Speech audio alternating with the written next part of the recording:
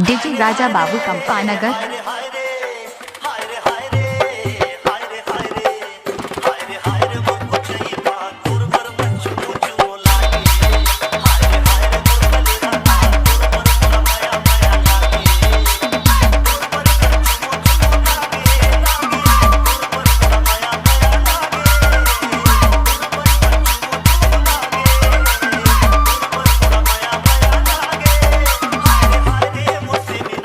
DJ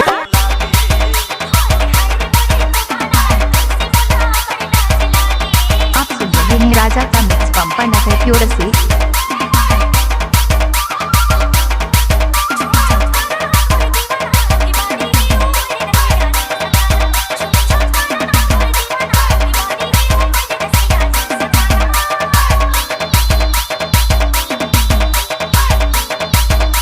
DJ Raja पंपानगर।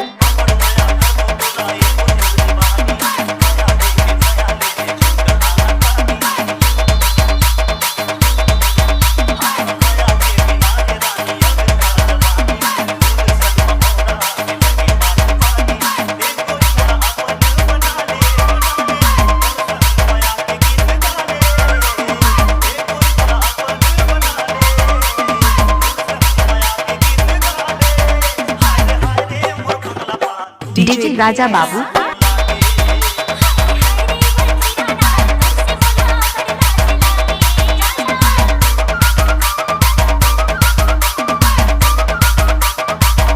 DJ Raja Babu कंपानगर।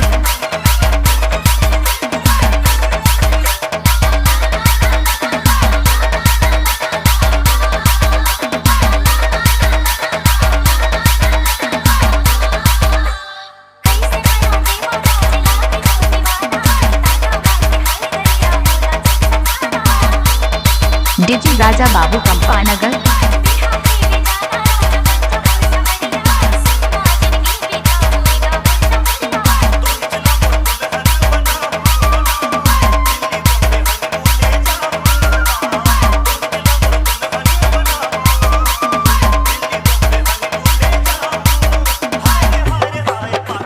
DJ Raja Babu. S